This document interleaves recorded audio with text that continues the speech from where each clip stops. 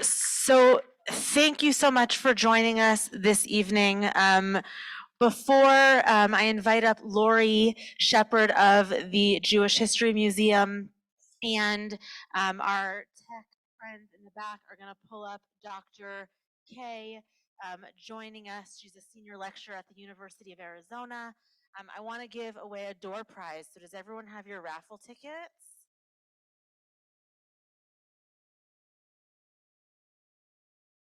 So winning the book People Love Dead Jews by Dara Horn. It's a bestseller. It's a very moving read. Number 262809.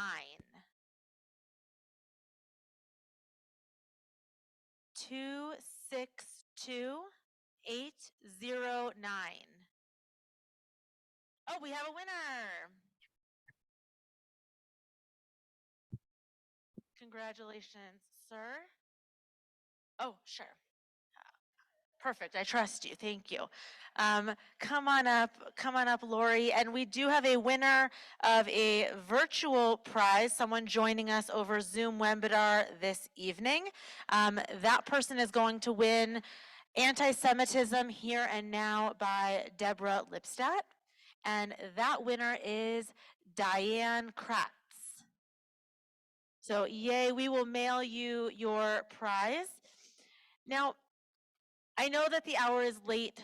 We have a brief post-film program for us this evening, and we hope you'll stick around about 20-ish minutes. We're pleased to welcome Lori Shepherd in person and Dr. Deborah Kaye virtually. The hour is really late. Lori is a native of Kentucky and fell in love with the warmth of Southwest when she moved to El Paso, and we're grateful that she is here as the director of the Tucson Jewish Museum Holocaust History Center. And Dr. Deborah Kaye, senior lecturer at the Arizona Center for Judaic Studies and French and Italian Department at the University of Arizona. She's a Fulbright scholar trained as a historian at the University of Michigan, University College, London, and the University of Arizona. Dr. Kaye has conducted research on Jewish communal cultures around the world in Italy, France, and in the UK. Dr. Kaye also serves as the editor for Medieval and Modern Judaism for the Religious Studies Review at Rice University in Houston, Texas. Ladies, thank you so much for being with us this evening. Lori, I'm going to turn it over to you to begin. But she can't tell that. And I can't see any of you because of the lights, so I just feel like I'm kind of alone here. Hi, Dr. Kaye. Hello. I don't see you, but I can hear you. Well, I think as long as we can hear each other, we're going to be fine. So, Dr. Kaye, let's start off talking about this. I'd love to ask you if you would summarize what you feel the message this film is trying to convey to us when we think about the assumptions that are being made about Holocaust denial, victimhood, and anti-Semitism. Oh, thank you, Lori. So many wonderful things to talk about with this film. Good evening, everyone. And I agree, this is a very powerful film. I believe the message of this film is that it provides us really with a unique teaching moment. It explores several different kinds of questions. First of all, what is Holocaust denial? Second, how should we approach Holocaust deniers in society? And third, what does it mean to represent the subject of Holocaust denial in an artistic medium? You know, in this case, a film. We usually think of Holocaust representation as not as Holocaust denial representation. So I think that I would ask, or I would think about the man in the basement. And when I think about these questions first, Jacques Fonsic, how would he answer this first question? How would he answer the question, what is Holocaust denial? Well, he might say, when it comes to the history of the Holocaust, don't settle for the official version. Or he might say, oh, don't believe everything that you hear or that you read, right? So in this film, Jacques Fonsic represents the quintessential Holocaust denier. And what do we know of him, right? Well, we learn that he's a professor who's been fired from his job. Why? Because he was questioning the Holocaust. Now, to put this in context, okay, one of the most notorious Holocaust deniers in France was a professor at the University of Lyon, whose name was Robert Faurisson. And he wrote in the French newspaper, Le Monde, in 1979, quote, "The number of Jews destroyed by the Nazis is 0. The genocide against the Jews never happened." Well, the heart of Faurisson's argument is based on blatant anti-Semitism. What is his assumption? Jewish witnesses are lying, and they're liars because they're Jews. And there were many others like him, writing, giving interviews, writing books. In 1990, there was an attack on a Jewish cemetery in the southern part of France in a town called Carpentras. And after that, France's Congress passed legislation, really landmark legislation, that declared that the denial of the Holocaust was a criminal offense.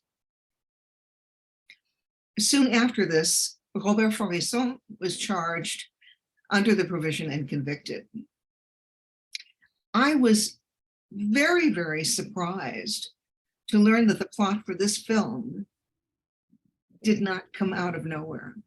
It was just, it actually happened to friends of the director,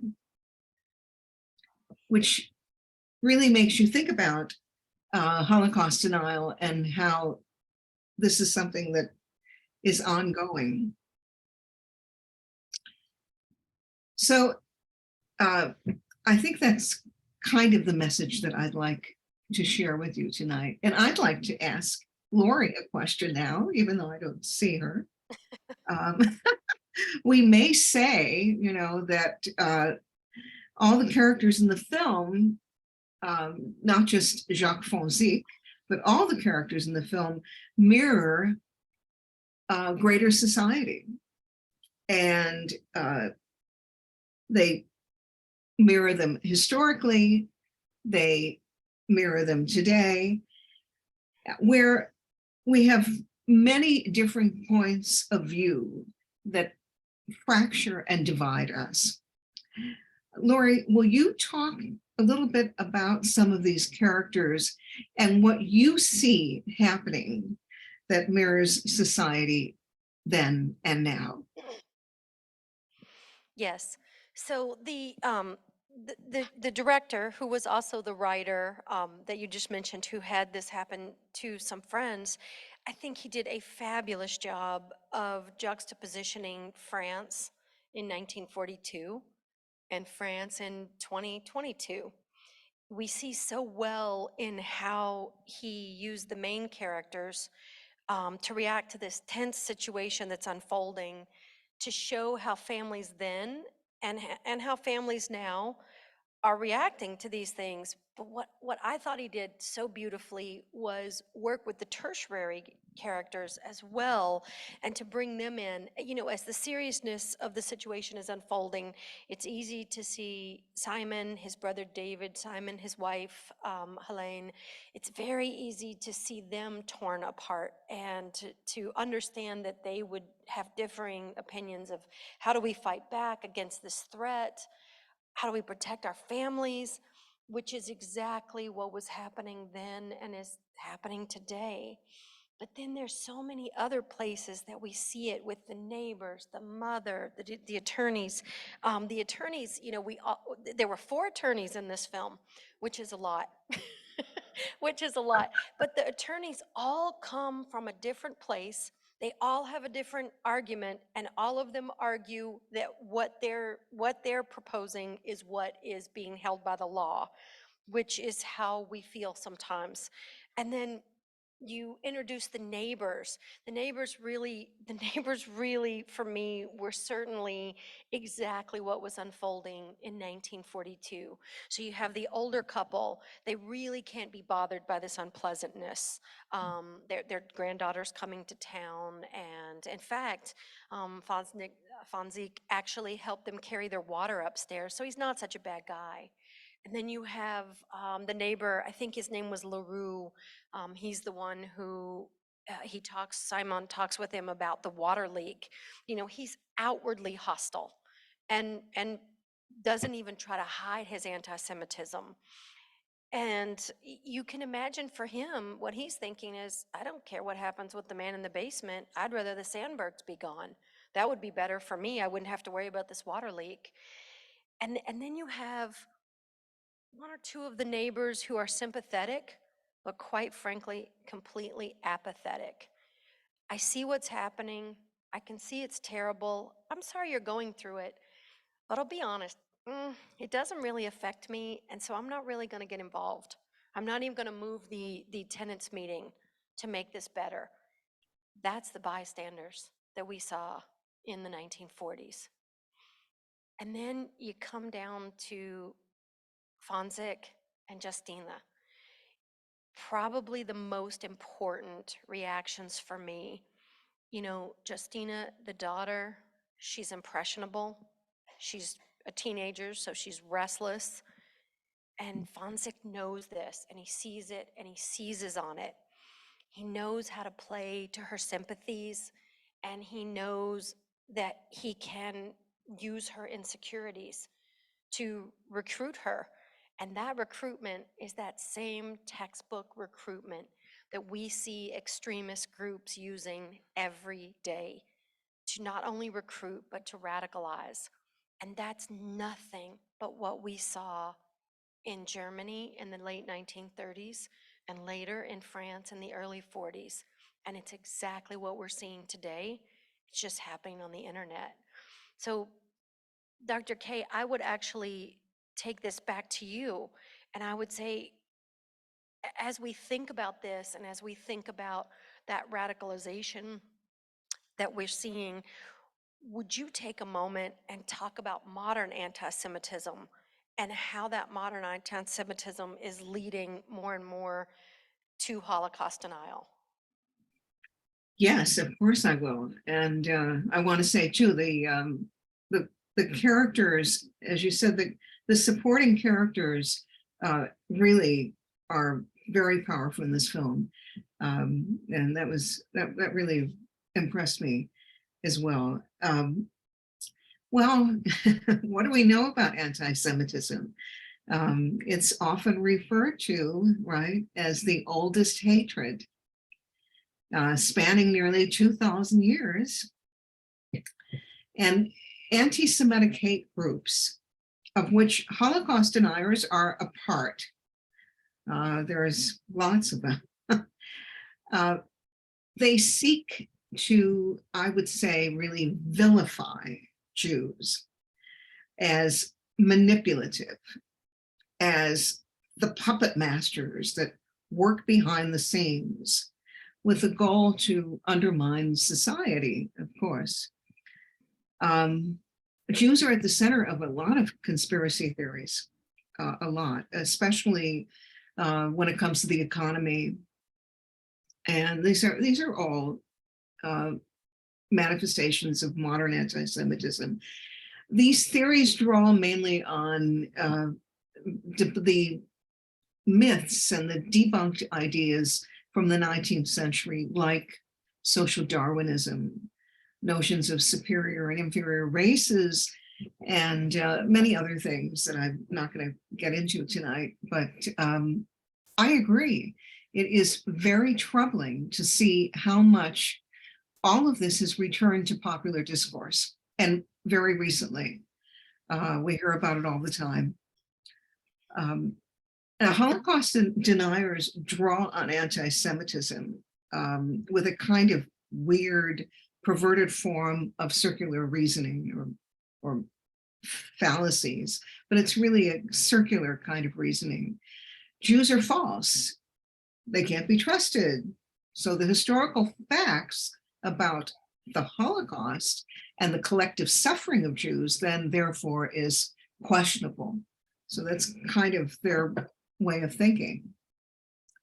And we all agree, we really do agree, that history is something that should be re-examined.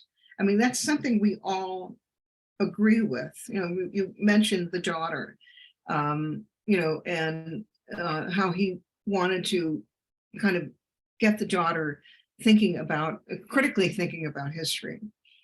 We agree that history should be re-examined by by each generation that follows, whatever the event is, especially if we're examining histories of wars, since the victors in the wars put their spin on events, right? So what spin do Holocaust deniers put on World War II?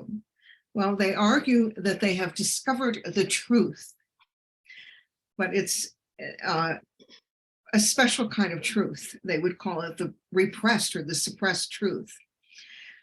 Deniers argue that, for example, all the confessions at the Nuremberg trials were completely false, that they were the result of torture, or that the gassing in the concentration camps was only for delousing, and it wasn't policy to murder people, that another type of gas would have been used in that instance, not Cyclone B. And they come up with all these just convoluted types of explanations. So lies, distortions, half-truths. The real hardcore deniers repaint a world where the Nazis are the victims and the Jews are the villains. Remember, Jacques Fonseca said he was the victim, right? The way he was represented in that film. So literally what they do is they turn history on its head. And this is, after all, it's about memory. So the danger of denial is something that, you know, you don't have to be a neo-Nazi to be influenced by anti-Semitism. And this is, again, especially true for young people who are, the 1930s and 1940s are ancient history. But memory is such an important part of this. And Lori, I would love to hear some of what you feel the Jewish response, the Jewish memory in this particular film says to us. There is a line in the film where Simon says, "I don't want to get hung up on the past like my brother. I want to move forward." So for you, what does this mindset mean for the first, second, third generation Holocaust survivors, and even for our greater Jewish community? Thank you, Dr. Kaye. You know, as I watched this film the first time, that line shook me. And it shook me because I hear it I see it so often. Being thrust into this horrible situation forces Simone to confront things that he just doesn't want to. He just rather would not. And these are the same sentiments that I have heard from survivors, from second, from third generations, and from the visitors who come to the museum. It's a completely normal reaction to want to put things away. I always call it putting things in a box, clamping the lid down. We have a desire to put things away and protect them. But we find ourselves, just like he does, at a time and a place where we really don't have a choice but to face what's happening right now, to face these terrible things. In fact, Simon says, what you just said a moment ago, I want to move forward. That's the last part of that. I want to move forward, but he can't move forward until he can figuratively and literally deal with this.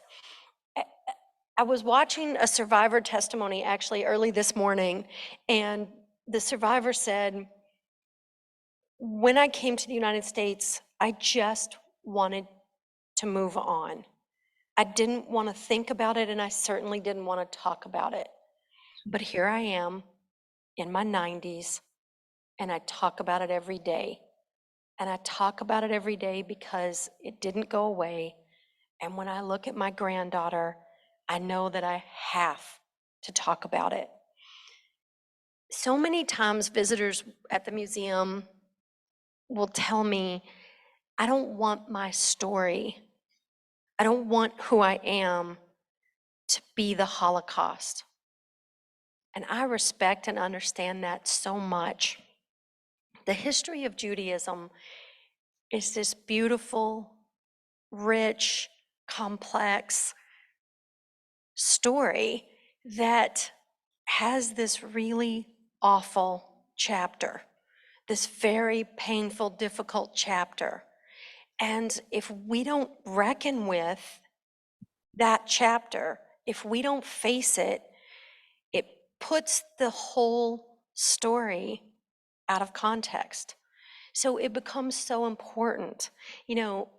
Simon does not get the luxury of deciding when and how he wants to deal with his family's legacy and with his own past. And I'm afraid that right now, with the sharp rise of anti-Semitism and with hatred being used politically by so many, that we don't have that luxury either. Thank you so much, Dr. Kaye and Lori. We want to open it up to you, our audience. Do you have any questions for both or either of our speakers? Yeah, a couple of things. First, it's not that Judaism has one dark chapter, because you have Inquisition, we have pogrom, we have a lot of dark chapters. But my question is, how do you deal with Holocaust deniers? It's like if someone comes and tries to argue with you, or you hear something, or you read, or whatever, what's your response? Because the movie gives you different responses. The brother, Simon, the Krav Maga guy that wanted to send two guys, whatever. But what would be the most appropriate response? So Dr. Kaye, I'm gonna jump in and take that from a museum perspective and then let you answer that from your perspective as well, if you're okay with that. Of course. So when you ask, what do I say to a Holocaust denier? Well, I learned a long time ago, nothing. There's nothing that I can say, there's no fight that I have in me that is going to change a Holocaust denier's opinion. So I don't fight against Holocaust deniers. We're very careful with our social media. If there's somebody who puts things up, we don't fight it, we don't dispute it, we don't go toe to toe because we won't win. So instead we just take it down. Instead, what I do to fight Holocaust denial and anti-Semitism is we work to educate and enlighten. students at the museum on tours every day, because where we can change it and where we can make a difference is if we can stop it before they get a chance to recruit and to radicalize. So there's plenty of times when I really want to scream and yell and fight, and I don't, because it's not worthy. Dr. Kaye? Yeah, I agree 100% with Lori. Education is the key when it comes to dealing with Holocaust denial. We have, right now, the Holocaust denial is not as strong as it's been in the past. But anti-Semitism, certainly we see the rise in anti-Semitism, but the Holocaust deniers as a group, it's not really that strong because actually in history, it was fought. There was a trial. Jennifer mentioned that someone won Deborah Lipstat's book. Well, if you read Deborah Lipstat's first book, which is a history of Holocaust denial since 1945, it's a fascinating read. One of the people in that book sued her, and he's a British historian, and there was a very famous trial, and that trial took place in, I believe, 1996. And the way that it was refuted is the way you answer Holocaust denial. And this man did not win his case.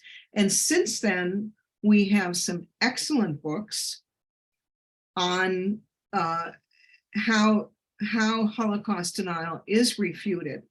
So my father always used to say to me, before you answer somebody, you have to really know what you're talking about. So there are 2 books, and if you're interested in knowing what they are, I can write them down. But there are several very, very good books that I would read. Thank you so much. And Dr. Kaye, yes, if you could please email me the name of those books, and I'm happy to send it out to the audience. We have time for one more question. Yes.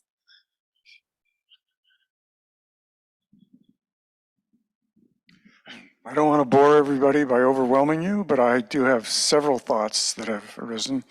I'd like to just mention a couple. I wonder if other people saw these quirks in the film.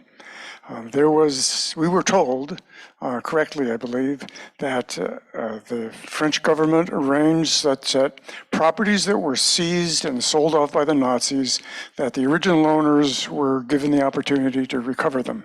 And yet they had this issue about suggesting that our hero in the film, he didn't have a deed. And they never wrapped up that loose end of why did he not have a deed. I don't know what happened there. I wonder also if anybody noticed that Justine and her injured eye, which was her right eye, except in one scene it became her left eye. I wonder if you saw that. That was an odd, little quirky thing. Okay, now. 1 more minute, sir. Okay, I think that Holocaust denying is like election denial. You will not change anybody's mind if they've arrived at their conclusion for emotional reasons. You can't reason them out of it.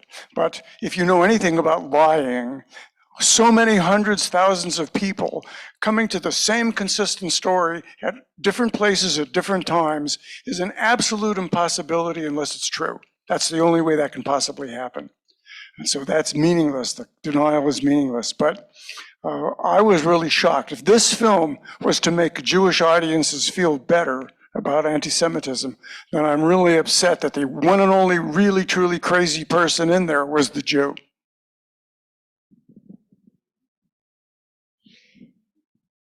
I'm not sure that there was a question in there, but I'm going to answer it anyway. So I actually don't think that if this film made you feel better, I'm very interested in that. And perhaps after everyone leaves, you and I can have a conversation about that. Because I don't think this film was made to make Jewish audiences feel better. In fact, at the very end of the film, the part that sticks with me the most is that he disappears. Where? We don't know. And when is he coming back? We don't know. That is anti-Semitism. It recedes and it comes back, and we don't know when it's going to hit us again. We don't know what form it's going to strike in again next, whether it's going to be something awful like Colleyville, whether it's going to be just something horrible like a politician saying something despicable. We don't know when it's coming next. So I don't know that this film made me feel any better about anti-Semitism. It made me feel exactly what I feel right now, which is frustrated and despondent, a little bit like it's pushing the ocean back with a broom. But that's why I come into the museum every day, because I'm going to keep doing that. I'm going to keep pushing the ocean back with a broom, because if one kid on one tour makes eye contact with me and gets it, then that's okay. Thank you so much, Lori.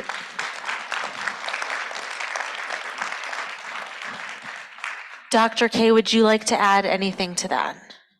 Yes, I would.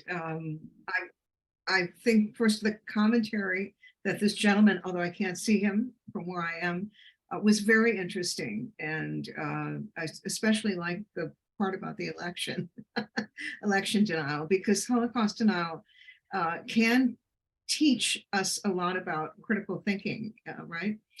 I would say that for me, what's interesting about this film is not necessarily how it reveals anti-Semitism. We've kind of had that conversation before. We did together, Lori and I. But it's about revealing, trying to explain what the threat actually is. What is the threat in concrete terms? And to me, I'm going to use the academic word discourse. It's really about malicious words and about dangerous words, because that's what Holocaust denial is. These words are a very influential type of discourse, and they have a hold on people. And I think I read somewhere that one of the screenwriters was a former clinical psychologist.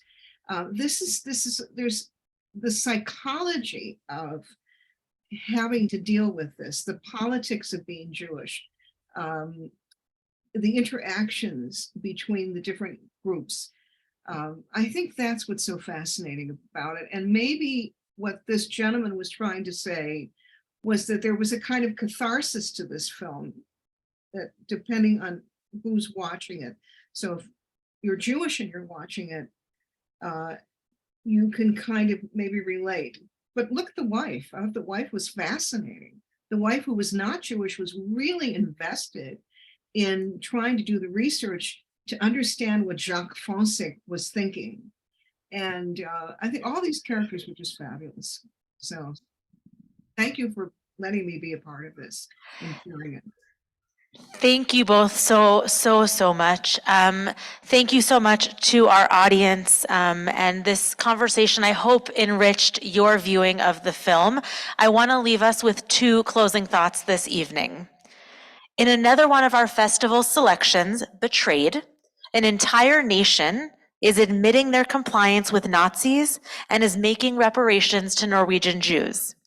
Does this sort of national admission of guilt have an impact on the deniers? If you're set to screen Betrayed, we invite you to think about this as you're screening the film virtually. And if you're looking for something significantly lighter and uplifting, tomorrow we hope that you will join us in person again here in this ballroom at 1 p.m. for the screening of Love and Mazel Tov. Doors will open for all of our in-person screenings 30 minutes in advance. Thank you so much for being with us. Thank you so much to our virtual audience. Take care and have a great night, everyone.